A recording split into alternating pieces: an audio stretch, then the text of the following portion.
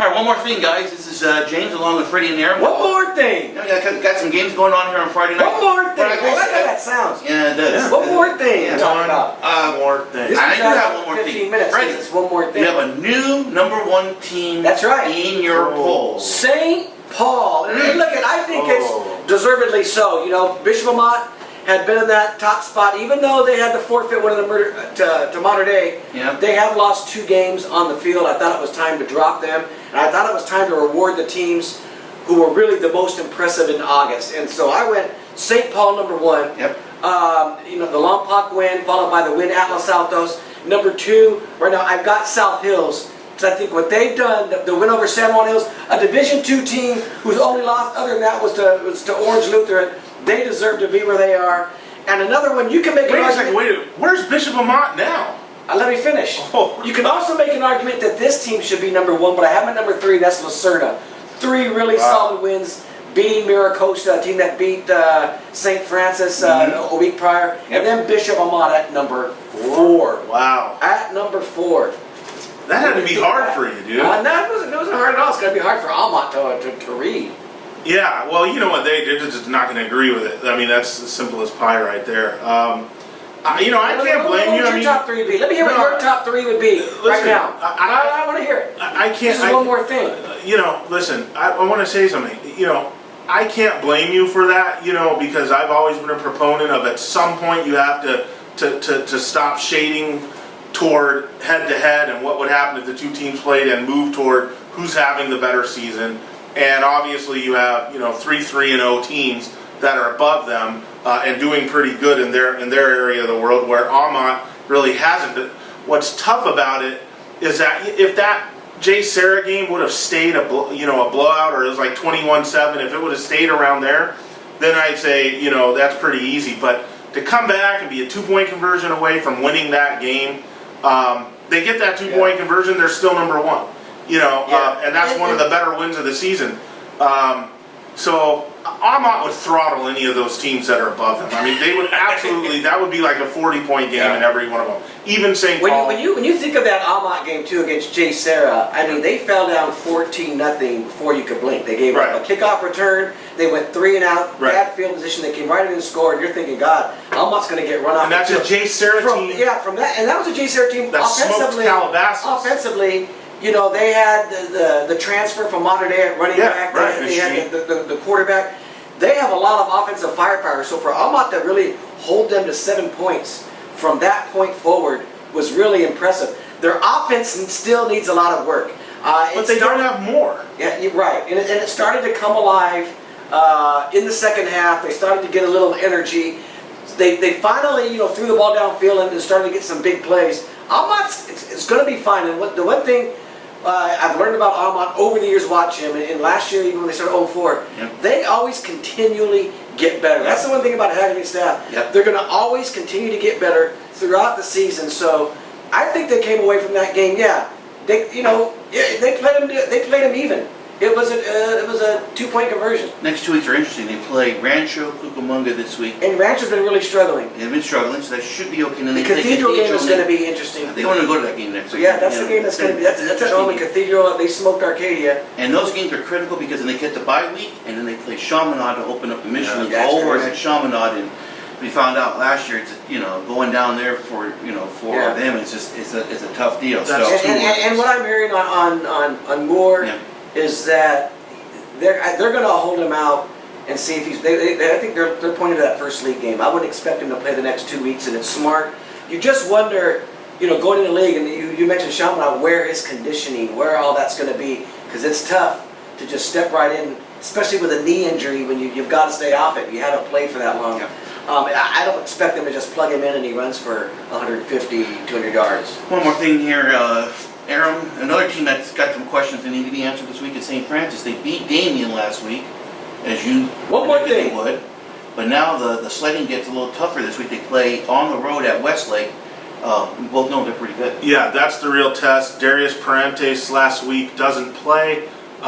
They replace him, and just don't miss a beat because, the backup comes in and does a great job because Jim Bonds is the quarterback whisperer. But the guy that really crushed it last week was their running back, Kevin Armstead. He might be the top back overall in the whole area, east side, west side, whatever it might be. I mean, what did he have last week? 250 yards, 3 TDs. That guy's a stud. They're going to need Parantes back this week. I guess it was an illness all week. Yep.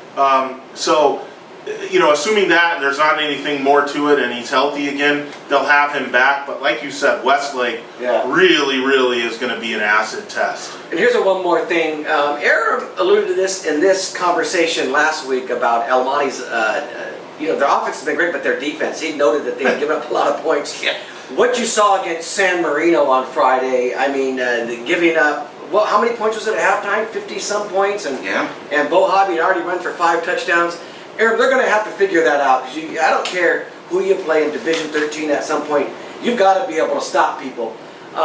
It's hard to win a game 60 to 50-something when your offense is running the ball a lot, because I think defenses at some point can, as great as your run be, they can stack it and they can slow down a run. Whereas defensively, they've got to be able to stop teams who can run and throw the way that San Marino did. I don't know if they'll face a team like San Marino in the Division 13 playoffs. Arroyo maybe in league. No, but I mean in the Division 13 playoffs. I don't think they play anything like that. No. And they have another super tough game. They're playing the #1 team in Division 13 this week. Orange Vista. Orange Vista on the road, who's 3-0. Wait, they're the #1 team in Orange? Yes. Orange Vista. I'm sorry. They're number 2. Oh, okay. Alhambra's #1. You can make an argument they might go to #1. But it's another tough game for them. I'm really curious because now El Monte, this is a division. This is a likable team that they might see in their division. Let's see how they handle that offense. Let me give you a couple of takes from being at the game. One, those running backs for El Monte are good. They're not, the Booth kid, all 3 of those running backs that they have, they're really good. One thing I didn't know until you saw them in person, they got 2 linemen. They're at 6'3", 6'4". They are huge, and they can move. Jesse Sinicero's offense, they have that, that grit to dominate the line of scrimmage. So you're talking about those guys can't play defense. I mean, they tackled about as good as a 6th grade Pop Warner team did on. But you're Friday. going against Mike Hobby, and that guy can slice and dice with anybody except for Northview, which really lets you know how good Northview. That's a one more thing right now. I mean, when you consider Northview, the way they put the clamps on San Marino's offense, and then San Marino's offense comes back next week, and they're a running clock away from setting a bunch of individual and probably team records. That really flattered Northview. That was a game that I was at, and I told you all, San Marino scored its only touchdown of that game in the first quarter because on its first drive, because Northview fumbled the opening kickoff. If that doesn't happen, I don't know if San Marino gets a touchdown. And they finished the game with 3 points, instead of 10. Northview's absolutely scary right now. I mean, really scary in a scary league. And one more thing, we came into the year thinking Covina, probably with Nin Burns, and they're running back. And it still might be. They're probably the favorite. Right now, would you call them the favorite? No, I would call Northview the favorite. But what I'm saying is, I think when Covina's skill guys go up against Northview's defense, that's going to be one of the best matchups of the season. And I'm not saying Covina doesn't have a chance in that spot. I'm not going to say that, but that's going to be probably what and then of course you have San Dimas, but that's going to be one of the things that decides the Valle Vista League. Interesting. One more thing, James. Yeah, South Hills. Oh, please. I was up to #2, you said. Yeah.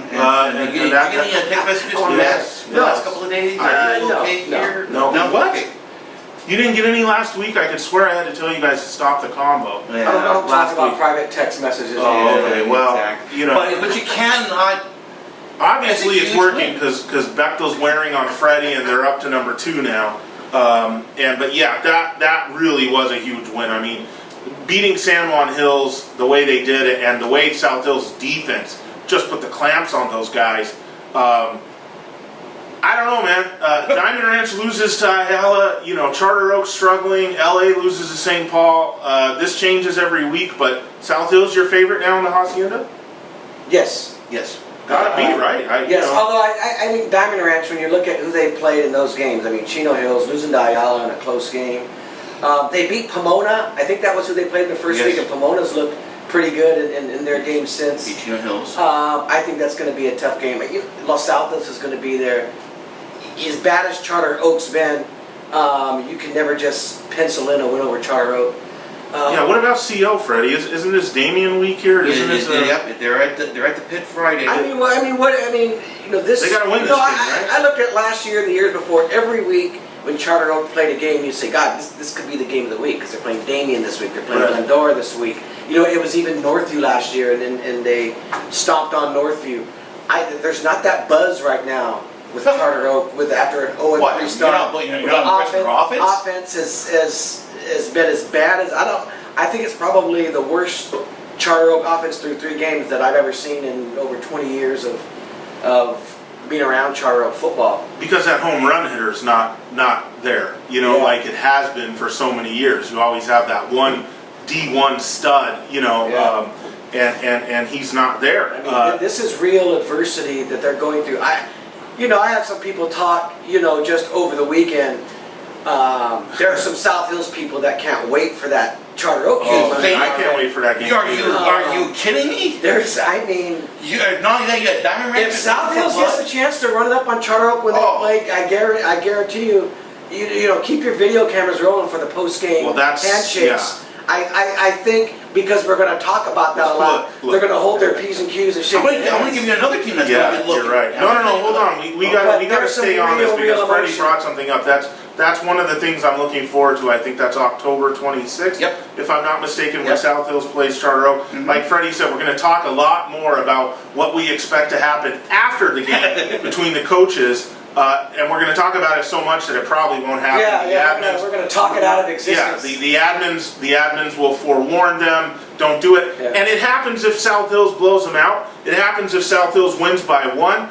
And it happens if Charter Oak upsets them, because no one will be able to avoid the crap talking that will go on with that game. But like you said, we're going to talk it out of existence, and it's going to be disappointing because it would have been kind of cool to see.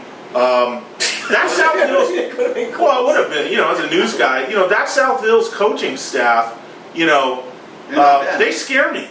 They're scary because what they're capable of? They're all ramped up, guys, There's a little edge to them.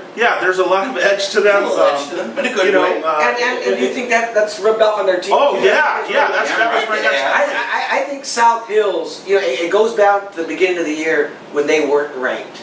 And what they've done when they were. Thanks, Aaron. I wouldn't have ranked them either. I don't think anybody would have. Top 15.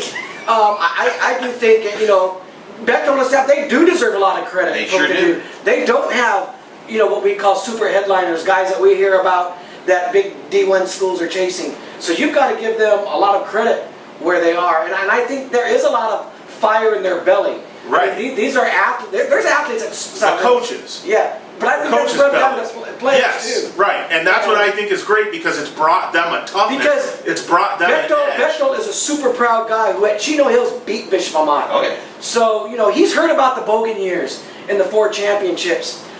People bring that up to him all the time. I'm sure James has brought that up to him, showed him a picture of his ring. That's right. These things, so he knows he's got to do that at South Hills to be part of that South Hills tradition.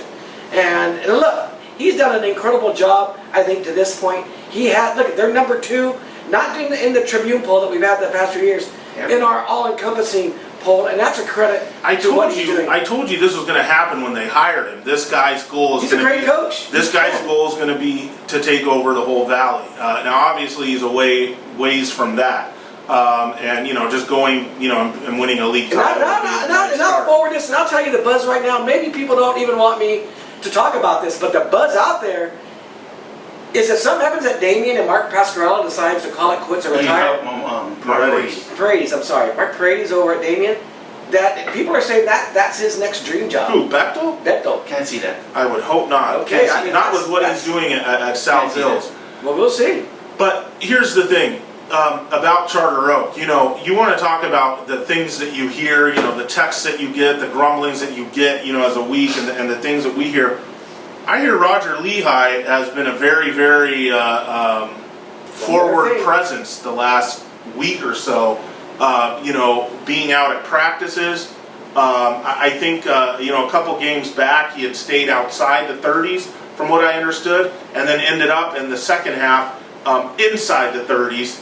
actually kind of helping out a little bit, but not officially back. I know I had also heard there are some weeks coming up where he's going to be out of town with the wife, so he won't be around for those games. But I don't know what's going on at Charter Oak, you know. I really don't. And obviously there can be a little in stuff going on when a team or a program starts to struggle.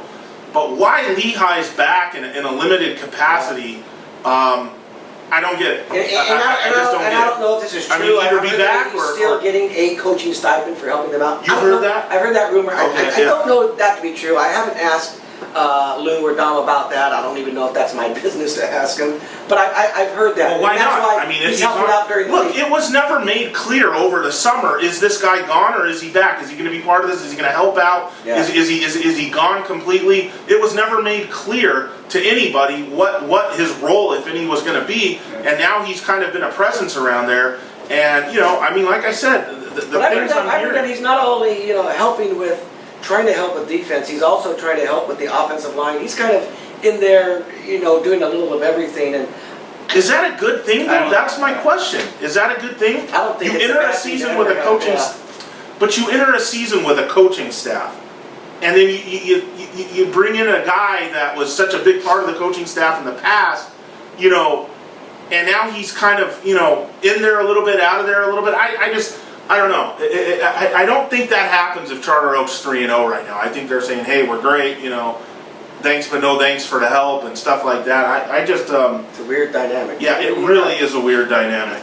And another team's looking to put up some points on Charter Oak.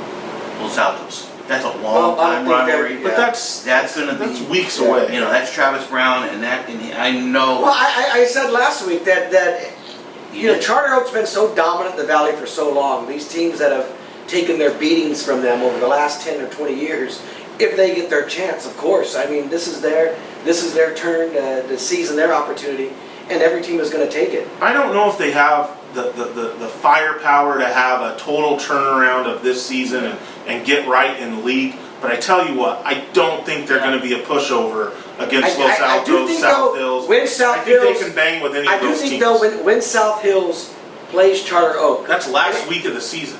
South Hills Charter Oak. Yeah, 26th Yeah, of I October. do think there's going to be for the first time, some genuine fear in Charter Oak and how that game's going to turn out. That's my sense right But now. I think they're going to be a better team in late First October week, than yeah. they are Maybe in you're right. late Maybe August. this will be a totally different conversation. Yeah, it's going to 8 be weeks from now. I think it could be interesting. We'll just have to see. I'm not picking them anymore. I'll tell you that much. I've been burned. I got burned last Over week. Damien this week. This is the one game I thought they We're not probably picking would. these games. I mean, I thought, as far as 2-minute Oh, I'm drills. asking Charter Oak Damien who you like. Oh, well, then I'm picking Charter Oak. But I'm saying, if we're I doing think like Charter an Oak's actual going to win this 2-minute week. drill. I do think they're going to beat Damien this Boy, week. they better. Jeez. We all do the Cal Preps thing. What I never thought I would ever see is a negative rating for Charter Oak, and that's what you got this Yeah, week. and I know Damien's going to want to add to that. And they're just- maybe Damien's good enough to do that. One more thing, one other game, and you just mentioned a team earlier, Freddie. But this is another interesting game that I think fans should be paying attention to. Lacerda is traveling to Colony, Yeah. and 2-3-0 teams. not only that, these are two highly ranked teams on the computerized on Cal Preps in Division 5. This is gonna give some telltales as to who's going That's to why be we doing farmed what. this game out to the General, Steve Ramirez. He's going Yeah. to be there on Friday night. It's Did you call him the General? the General, whatever you want to call Steve. Little Stevie. What's your thoughts on the game? Are you asking me? I can't see where you're looking. Well, I hate to be the one that brings the buzz down a little bit here, Okay. but total overall record of the teams Lucerna's beaten 1-7. Yeah, but close one of win- those Miracosta wins was over Yeah. St. Francis. Yeah, Let's keep that in mind. close win last week at Miracosta. Obviously stands out as the best one. I think this is going to be by far their toughest challenge to date. Who did Lucerna play in their first 2 weeks, though? Thousand Oaks and Troy. Yeah. Typically pretty good upper level teams. Maybe No, Thousand Oaks is down in division, or like Yeah. either 7 or 8 or 9, so they're not. This is it. Who's Colony beaten 3 games? I don't know, but Well, click on it, it takes you to one this click. is by far Lucerna's biggest test. Colony's beaten West Covina, Carter, and Citrus Valley, and the combined of those teams is 2-6. So maybe this is Colony's biggest test too. Oh, it definitely is. Okay. Yeah. Tough game to call. I guess I'd lean Lucerna I'd lean because Lucerna, too. but remember Brian Zavala is calling that defense at Colony, and he does a great job with that kind of stuff. So I'm almost for certain next week Maricosta plays South Hills. Man, Maricosta's doing a lot of favors for us in the area, playing all these teams and giving us an idea, so to speak. yeah, I don't like it. I don't like it either. One more thing here, Yeah. and I didn't put this on my notes, it just came to my head. What's your take on Arcadia? Well, they lost another game. They gave Hart a pretty good battle and lost. They're playing up. This was like their Murderers Row part. Cathedral, Hart. I think they have another toughie this week. If I'm They're not off this week. Okay, or the following week. It reminds me of the Well, year. the following league would be league, right? Yeah, that's right. Yeah. So They didn't schedule as high as La Mirada did a few years ago when they played Mater Dei and Bosco and started 0-4 and then won the state championship. But for Arcadia, that's sort of like what this is. I mean, when you look Yeah. at the two of the teams they've lost to the last couple of weeks. I think it'll come back to help them when they're in league. I mean, that's just with every one of these Pacific League teams, CV, Arcadia, Mir, whoever. You're just holding your breath, waiting for those games against each other and the Burbank schools.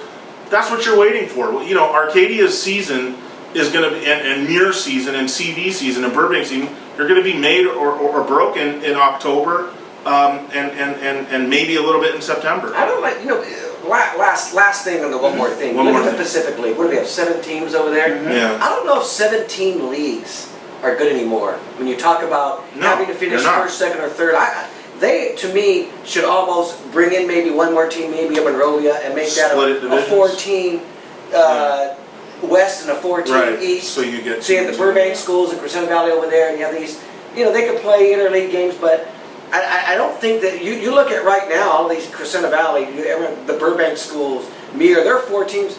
You finish 4th, you can get left out of the playoffs. It's just not a good thing, the way the divisions are set up anymore. And you see other teams breaking it up. St. Francis with the Angeles League, they broke it up.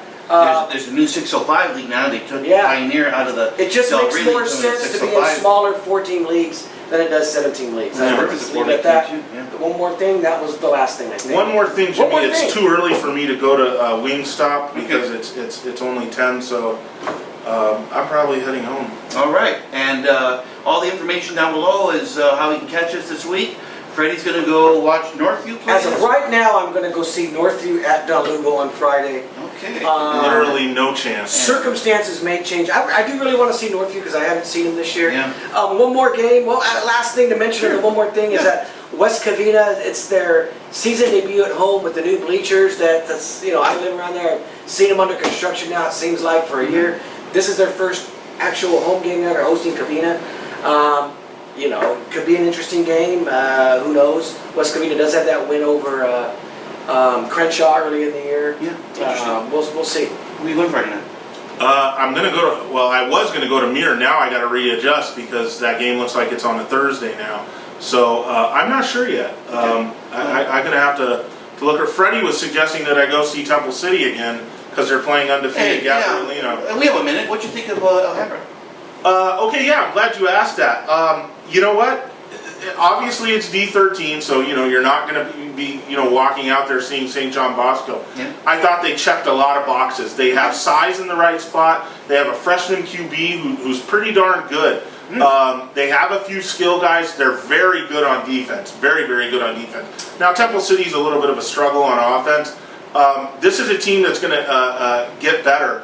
Principal Russell, by the way, if you ever go to an Alhambra game, guys, takes great care of you as a media guy. He grabbed Coach Bergstrom over, right? I mean, they're like 2 minutes away from taking the field. He had Coach Bergstrom come over and tell me who some guys were and stuff like that. Nice. They're really happy to see any kind of coverage that they get, and they deserve the coverage for the season they're having. They haven't had a winning year since 2011, and now they're number 1 in that division.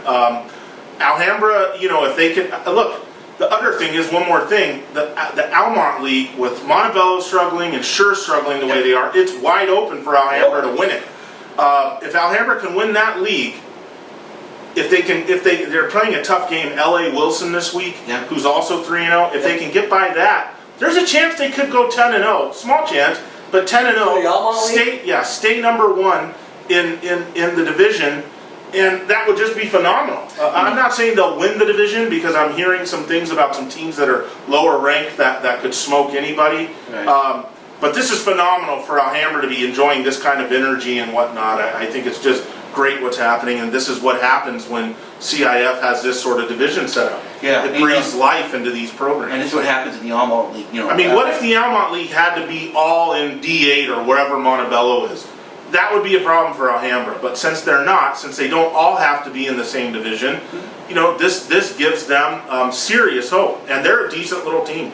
I'll have to go check them out in a couple weeks, you know. Yeah. I want to see those games against And Sugar then- and Montebello. you tweeted out a photo, by the way. Yeah, Moorfield is by far Yes. one of my favorite. Yes. You know, there's only a limited amount of stands. I understand that. and they didn't have what they needed last week as far as stands. Principal Russell was telling me they didn't have their full stands yet, Yeah. so they had to let everybody into the game for free. Oh. But they still had a decent crowd. Yeah. Should I take heat for this? I didn't have Alhambra in my top 20 rankings, but I did have Almonte despite the loss. Yeah. I did have Yeah. Rosemead at 3-0, and I do have Loretta. You know, it's not a huge deal, but I mean, they probably deserve to be in 18, I just don't think they 19, beat 20. anybody at all. But that goes with the territory. Yeah. I would have Rosemead above them actually because they beat a pretty good La Puente team, but and Rosemead's another team we can I talk had about. Almonte hanging at 20. I had Yeah. Gabrielino at 19 and Rosemead at 18. Yeah, if you're going to be putting those teams up there, then Alhambra should probably go somewhere in there. You know one more thing. You know who's not on the in the top Charter 20? Oak. Charter Oak. Yeah, I know that's scary. You said something about Moorfield. If you are, and I tweeted this out, a San Gabriel Valley veterano, Yeah. It's the closest thing to the Covina District. it's just a special place. Yeah. I can't describe. Just because it's away from the school. Yeah, it's away from the school. on Main It's in the Street. middle of a neighborhood. There's really no dedicated parking. Nope. It's got that beautiful view of the mountains, which you saw that I hopefully captured with just my cell phone. You know it's dark around there too, right? Yeah, it is. There was a year I covered an Alhambra game Yeah. at Moorfield. Yeah. Ended getting. This is the year when everybody runs back to the paper and we all file our stories. Right. I left my lights on. The battery was dead. Yeah, that's Ooh. not Had good. to do the whole dictation to Larry Morgan. What do you think that night was? Oh my God. But anyways, Yeah. I worry that people don't know their SGV enough. People aren't old school enough. People moved out towards Glendora, Bonita, or excuse me, Over to Laverne, Flores. San Dimas, and stuff like that. But you want to come back and do it with the old schoolers. Do it at Alhambra, neighborhood football. And Freddie, you've got Pepe's right down the block, phenomenal. Yep. Taquitos, you know about that place, Yeah. Jimmy. Yeah. You got Samu Barbecue right down the block. Beautiful barbecue pork, which I think I took a picture of for You you. Are you warming up yet? Yeah. Tons of great Asian food. It's a great area, man. Great place to go check out a game. Aaron could write a food column for us. I really do. Yeah, what gives you that You idea? know, man, that's probably something we can talk about. The great food places in the San Gabriel Valley on Oh, Friday night. there is no better place for Just food. another freelance Yeah. assignment, Aaron.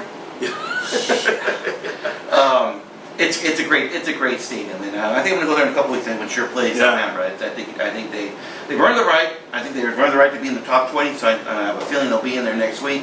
And by the way, last thing, make sure we have Aaron. He writes a column midweek, Wednesday, kind of looking at the weekend. He's also doing this for the Daily News, so you want to take a look at the Daily News webpage. I know Tarek was talking about you this week, so people were asking, who's Aaron Collegian, and he kind of explained This is him. how- This is him it's right here. nice. But He said Mr. Aaron. we have Aaron doing the things that he does best, and that's writing opinions And football. and So. And food. Thank you, guys. Yeah, of course. Hey, guys, have a great week. Remember, we need your subscriptions. You guys have done a great job in August and September with our subscriptions. We're picking up the pace here. Remember, a paid subscription gets you ready to all of our SEGN or SENG websites. Everyone's doing their part on Friday night. We will see you somewhere. I'm going to Los Altos. As of the moment, could always change. We don't know where Aaron's going. Freddie's going to Don Lugo to say hi to Gano again. Have a great week, everybody. Tentatively. No shot. Yeah. Have a great week, everybody. Thank you.